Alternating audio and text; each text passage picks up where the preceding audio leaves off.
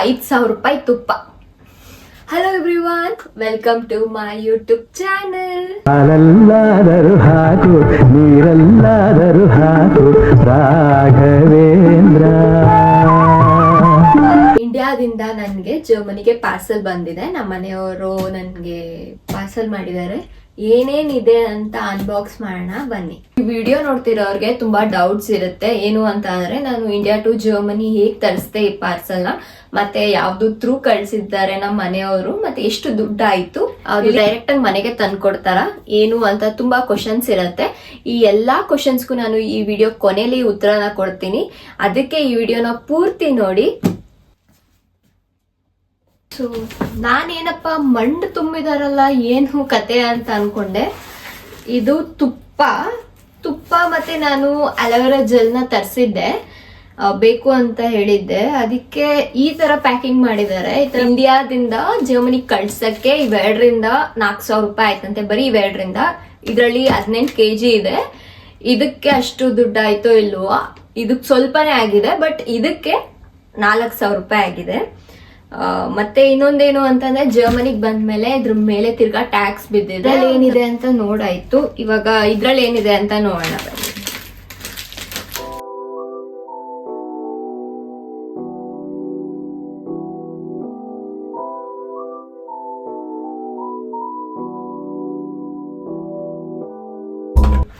ನಂದಿನಿ ಪೇಡ, ಮೈಸೂರ್ ಪಾಕ್, ಕಾಜು ಬರ್ಫಿ. ನಂಗೆ ಸ್ವೀಟ್ಸ್ ಅಂದ್ರೆ ಏನು ಅಷ್ಟೇನು ಇಷ್ಟ ಇಲ್ಲ, ಬಟ್ ಇಲ್ಲಿಗೆ ಬಂದ್ಮೇಲೆ ಕ್ರೇವಿಂಗ್ಸ್ ಆಗತ್ತೆ. ತಿನ್ಬೇಕು ಅಂತ ಅನ್ಸುತ್ತೆ. ಇದು ತಿನ್ಬೇಕು, ಇಲ್ಲಿ ಸಿಗಲ್ವಲ್ಲ, ಅದಕ್ಕೆ ತಿನ್ಬೇಕು ಅಂತ ಅನ್ಸುತ್ತೆ ನನ್ನ ಪ್ರಕಾರ. ಗರಂ ಮಸಾಲ, ಚಿಕನ್ ಮಸಾಲ, ಮತ್ತೆ ಇಲ್ಲಿ ಟಪ್ಪರ್ ವೇರ್ ಎಲ್ಲ ಸಿಗಲ್ಲ, ಅದಕ್ಕೆ ನಾನು ಟಪ್ಪರ್ ವೇರ್ ಒಂದು ಚೆನ್ನಾಗಿರೋದು ಬೇಕು ಅಂತ ಹೇಳಿದ್ದೆ, ಅದಕ್ಕೆ ಕಳ್ಸಿದ್ದಾರೆ. ಅವರೆಕಾಳು ಸೀಸನ್ನು, ನಾನು ಫಸ್ಟೇ ಅವರೆಕಾಳು ಫ್ಯಾನ್. ಅದಕ್ಕೆ ನಮ್ಮ ಮನೆಯಲ್ಲಿ ಈ ಥರ ಒಣಗಿಸಿ ಕೊಟ್ಟು ಕಳಿಸಿದ್ದಾರೆ. ಇಚ್ಕದ ಬೇಳೆ ಇಲ್ಲ ಅಂದರೆ ಬಾತ್ಕು ಮಾಡ್ಕೊ, ಉಪ್ಪಿಟ್ಟು ಏನಾದರೂ ಮಾಡ್ಕೊ ಅಂತ. ಮತ್ತು ರಾಗಿ ಹಸಿಟ್ಟು. ನಮ್ಮ ಅಜ್ಜಿ ನನಗೋಸ್ಕರ ಚಕ್ಲಿ ಎಲ್ಲ ಮಾಡಿಕೊಟ್ಟು ಕಳಿಸಿದ್ದಾರೆ. ಚೆನ್ನಾಗಿದೆ ಅಂತ ಈ ಸತಿ ನಮ್ಮ ಅಜ್ಜಿ ಮಾಡಿರೋ ಚಕ್ಲಿ. ಒಂದು 4 ಬಾಕ್ಸ್ ಮಾಡಿದ್ರಂತೆ ಎಲ್ಲಾರ್ಗು. ನಮ್ಮ ಆಂಟಿಗೆ, ನಮ್ಮಮ್ಮ ಎಲ್ಲ ಖಾಲಿ ಮಾಡಿದಾರಂತೆ. ಸ್ವಲ್ಪ ನಮ್ಮಮ್ಮ ಇರ್ಲಿ ಅಂತ ತಂದಿದ್ದೀನಿ, ಚಕ್ಕೆ ಲವಂಗ ಎಲ್ಲ. ಆದ್ರೂ ನಮ್ಮಮ್ಮ ಇನ್ನೊಂದು ಸ್ವಲ್ಪ ಕೊಟ್ಟು ಕಳ್ಸಿದ್ದಾರೆ. ಮೆಣಸು, ಚಕ್ಕೆ ಮತ್ತೆ ಅನಾನಸು ಎಲ್ಲ. ಮತ್ತೆ ಇದು ಸೋಡಾ, ಅಡಿಗೆ ಸೋಡಾ. ಟಿಫನ್ ಬಾಕ್ಸ್ ಕಟ್ ಕಳ್ಸಿದ್ದಾರೆ. ನೈಸ್.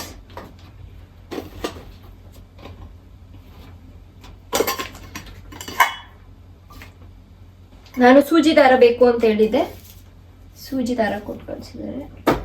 ಮತ್ತೆ ಟಿಫನ್ ಬಾಕ್ಸ್, ಏನಾದ್ರೂ ಕಜ್ಜಿಕಾಯಿ ಇಲ್ಲ ಅಂತ ಅಂದ್ರೆ ಕಡುಬು ಏನಾದ್ರೂ ಮಾಡಿದ್ರೆ ಬೇಕಾಗತ್ತೆ ಅಂತ ಇದನ್ನ ಕೊಟ್ಟು ಕಳಿಸಿದ್ದಾರೆ. ಒಂದು ಹಾಲಿನ ಪಾತ್ರೆ ಕೊಟ್ಟು ಕಳಿಸಿ ಅಂತ ಕೇಳಿದ್ದೆ, ಸ್ವಲ್ಪ ದೊಡ್ಡದು. ಸೊ ಹಾಲಿನ ಪಾತ್ರೆ. ಮಸಾಲೆ ಪುಡಿಗಳನ್ನ ಕೊಟ್ಟು ಕಳಿಸಿದ್ದಾರೆ. ಮೋಸ್ಟ್ ಇಂಪಾರ್ಟೆಂಟ್, ಕರ್ಬೇವಿನ ಸೊಪ್ಪನ್ನ ಒಣಗಿಸ್ಬಿಟ್ಟು ಕೊಟ್ಟು ಕಳಿಸಿದ್ದಾರೆ. ಇಲ್ಲಿ ಕರ್ಬೇವಿನ ಸೊಪ್ಪೇ ಸಿಗಲ್ಲ. ಮಸಾಲೆ ಪುಡಿಗಳು, ಒಂದು ಸ್ವಲ್ಪ ಉಪ್ಪಿಟ್ಟಿನ ರವೆ ಏನೋ ಹಾಕಿದ್ದಾರೆ, ಇಲ್ಲ ಚಿರೋಟಿ ರವೆನೋ ಏನೋ ಹಾಕಿದ್ದಾರೆ. ಉಪ್ಪಿಟ್ಟಿನ ರವೆ, ಚಿರೋಟಿ ರವೆ ಎಲ್ಲ. ಇದು ಮಸಾಲೆ ಐಟಮ್ಸ್.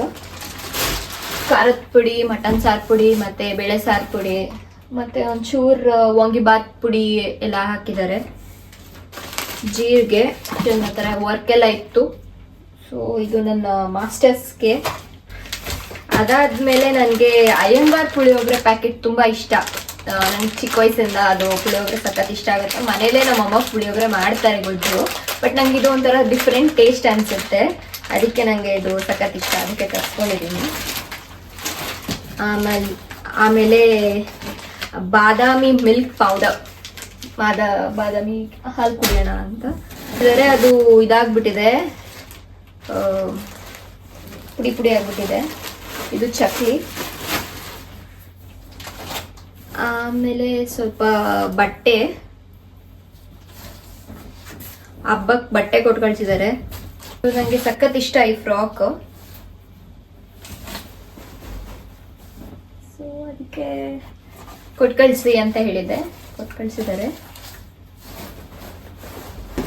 ಆಮೇಲೆ ನಾನು ಬರುವಾಗ ದೀಪ ತಂದಿರಲಿಲ್ಲ, ಅದಕ್ಕೆ ದೀಪ ಕೊಟ್ಟು ಕಳಿಸಿದ್ದಾರೆ. ಒಂದು ಜ್ಯುವೆಲ್ರಿ ಬಾಕ್ಸ್, ಲೈಕ್ ನಾನು ಏನೂ ತಂದಿರಲಿಲ್ಲ ಬರುವಾಗ. ಲೈಕ್ ಜಾಸ್ತಿ ನಾನು ಬರುವಾಗ ಏನು ಮಾಡಿದ್ದೆ ಅಂತ ಅಂದರೆ, ಇಂಡಿಯಾದಿಂದ ಜರ್ಮನಿಗೆ ಬರುವಾಗ ನಾನು ಜಾಸ್ತಿ ಎಲೆಕ್ಟ್ರಿಕ್ ಐಟಮ್ಸ್ ಆಗಿರ್ಬೋದು, ಲೈಕ್ ಇಲ್ಲಿಗೆ ಬಂದಾಗ ಎಲೆಕ್ಟ್ರಿಕ್ ಕುಕ್ಕರ್, ಪಾತ್ರೆಗಳು, ಮತ್ತು ದಿನಸಿ, ಇಲ್ಲಿ ಸಿಗದೇ ಇರೋ ಅಂಥದ್ದು ಚಕ್ಕೆ, ಲವಂಗ, ಮೆಣಸು, ಈ ಥರದ್ದೆಲ್ಲ ಜಾಸ್ತಿ ತಂದಿದ್ದೆ. ಈ ಥರದ್ದೆಲ್ಲ ಬಿಟ್ಟು ಬಂದಿದ್ದೆ. ನಂಗೆ ಇಷ್ಟನೇ ಇಲ್ಲ ಬಟ್ಟೆ ಬಿಟ್ಟು ಬರೋಕ್ಕೆ, ಮತ್ತು ಒಡವೆಗಳನ್ನೆಲ್ಲ ಬಿಟ್ಟು ಬರೋಕ್ಕೆ ಇಷ್ಟನೇ ಇರಲಿಲ್ಲ. ಬಟ್ ಆದ್ರೂ ಬಿಟ್ಟು ಬಂದಿದ್ದೆ. ಇಲ್ಲಿ ನಮ್ಮಮ್ಮ ಕೊಟ್ಟು ಕಳಿಸಿದ್ದಾರೆ ಸ್ವಲ್ಪ ಕುರ್ತಾ, ಒಂದು ಶಾರ್ಟ್ಸು, ಬಟ್ಲುಗಳು ಕೊಟ್ಟು ಕಳಿಸಿದ್ದಾರೆ.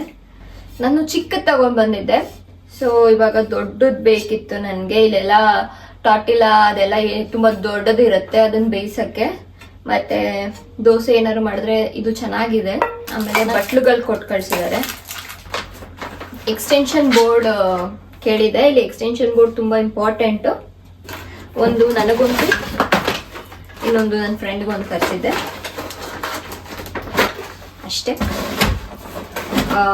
ಇವಾಗ ದುಡ್ಡಿನ ವಿಷಯಕ್ಕೆ ಬಂದರೆ, ನಾನು ತರಿಸಿದ್ದು ಈ ಬಾಕ್ಸಲ್ಲಿ ಇದ್ದಿದ್ದು 18 kg ಇತ್ತು.